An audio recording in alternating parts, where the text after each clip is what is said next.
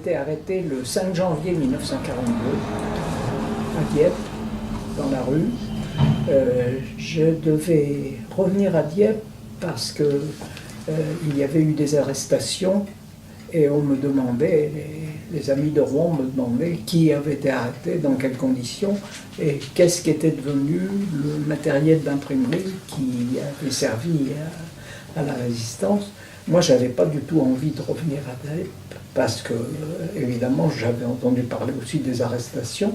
Je ne savais pas très bien où aller coucher. Et j'avais les clés d'un appartement dans ma poche. J'ai dit, je vais tenter d'aller là. Et la police m'y attendait. Donc, j'ai été arrêté. J'ai été emmené au commissariat de police de Dieppe, qui était à ce moment-là sur le quai. Et on m'a fourré dans une minuscule cellule, au violon, comme on disait.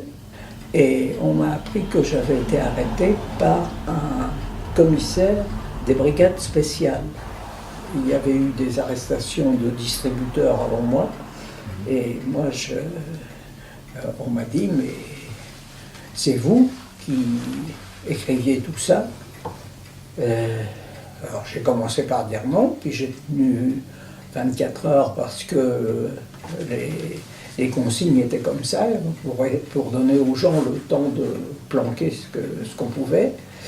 Et finalement, ce commissaire des brigades spéciales m'a dit c'est certainement vous qui avez écrit ça parce qu'il n'y a pas de faute d'orthographe, vous êtes institutrice. Donc après, étant donné que j'avais été arrêté par la police française, je suis passé devant un juge d'instruction qui m'a envoyé en prison.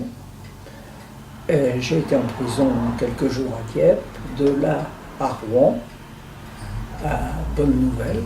Alors là, j'étais au second dans une cellule toute seule, parce que plus les gens sont dangereux, plus on les met en haut. De là, on m'a envoyé à Rouen, puisque je devais être jugé à Rouen. Et là, j'ai été jugé par le tribunal spécial. Et là, j'ai été condamné à 6 ans de travaux forcés. Alors, quand j'ai été jugé, je n'étais plus toute seule en prison. On m'a mise avec 3 autres personnes dans la cellule des condamnés à mort, parce qu'il ne fallait pas qu'on soit en contact avec les délinquants ordinaires. Alors, bon, il y avait Lucie Guérin, qui était une directrice d'école de Rouen, qui a d'ailleurs perdu sa fille en déportation aussi, et 2 autres dames qui avaient été condamnées à 3 mois de prison. Elles avaient dû faire un peu de marché noir ou quelque chose comme ça, mais enfin c'était assez anodin. Donc on est resté là jusqu'au lundi de Pâques, je crois. Et là on est venu nous chercher, Lucie et moi, puisqu'elle était condamnée à 10 ans, je crois. On nous a emmenés à la prison centrale de Rennes. Alors on nous a conduits dans une grande pièce où il y avait une quarantaine de jeunes femmes qui étaient là. Alors, on s'est rendu compte que c'était des résistantes qui avaient été prises sur le fait, ou à peu près, des veuves de fusillés, des veuves ou des sœurs, etc.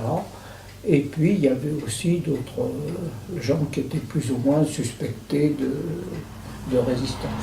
Un jour, le directeur de la prison est arrivé, mais le directeur il était collaborateur, lui. Et il nous a dit, ben voilà, j'ai une liste de 20 noms, là, les 20 personnes que je vais appeler sont priées de se présenter. Moi, j'étais dedans. Alors, il a dit, bon, on vous emmène. Alors, on nous a fait descendre dans des cachots, dans une grande salle. Et puis, on a passé la nuit là. Et on se demandait ou si on allait être fusillé, ou si on allait partir en Allemagne, ou si on allait nous mettre autre part en France. Alors, À 5 heures du matin, la clé a tourné dans la serrure. On est 5 heures du matin, c'est la mauvaise heure, on va nous fusiller. On nous a fait sortir de là, on nous a dit vous faites votre toilette et puis vous partez. Alors bon, on est sorti dans une cour qu'on ne connaissait pas. Il y avait une camionnette qui était là, qui était une voiture cellulaire. Et le chauffeur a dit « mais je ne sais pas où on va, on doit me changer, je dois être remplacé par quelqu'un d'autre en route ». Alors on est parti, il était à peu près 7 heures du matin, 6 heures, même 6 heures. Oui. Et on a roulé comme ça, alors on n'y voyait rien, on était... il n'y avait pas d'air, il n'y a pas de vue dans ces cellules-là.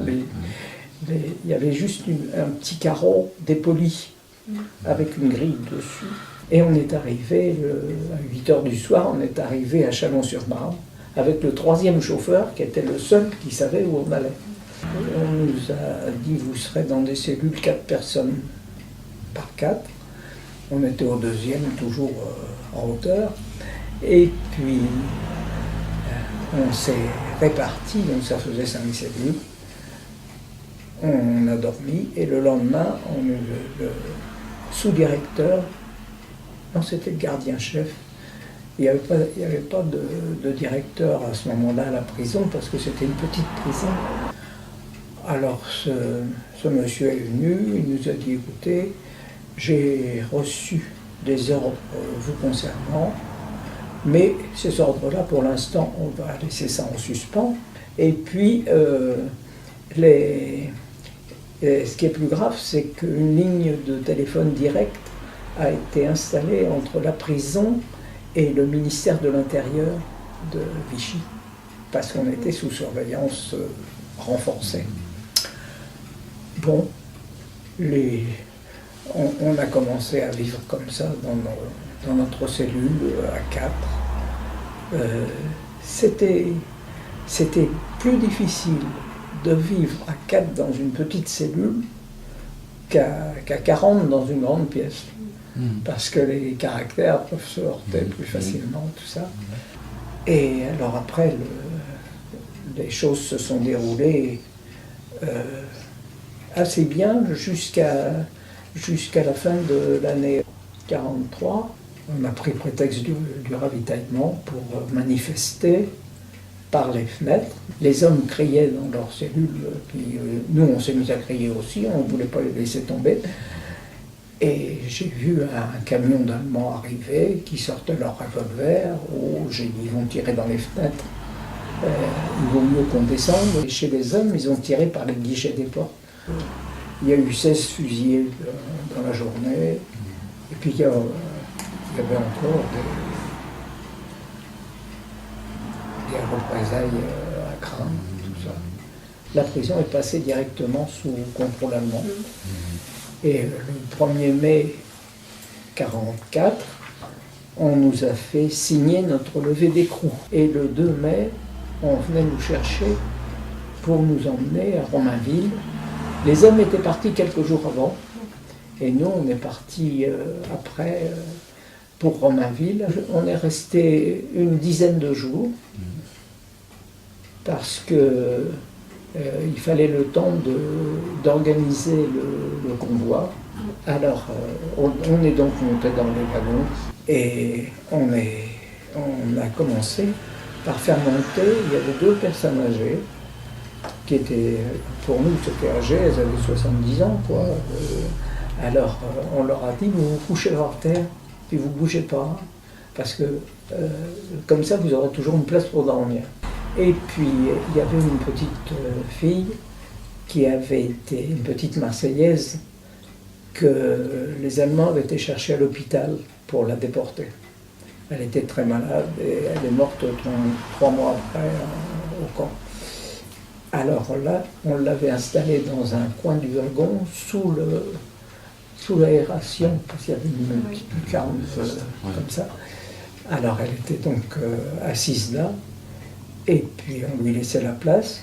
Alors, les autres sont montés, après, alors on a dit voilà, la moitié debout, l'autre moitié assise, mais avec les jambes écartées, vous savez, pour s'asseoir, qu'il y en ait le plus grand nombre possible d'assis. Et on laisse un passage pour aller respirer, pour que personne se trouve asphyxié comme ça. Alors on a commencé le voyage comme ça, 4 jours. Et on est arrivé en pleine nuit. Le train a arrêté, il n'y avait pas de quai, rien du tout. Alors on est descendu dans du sable. La terre, c'était pas de la terre, c'était sablonneux. On avait l'impression d'arriver à la plage. C'est pas mal. Et puis on nous a rendu nos valises. Alors nos valises à la main, on est parti, on ne savait pas où. Et là on est arrivé à la porte du camp, à la porte du camp de Ravensbrück.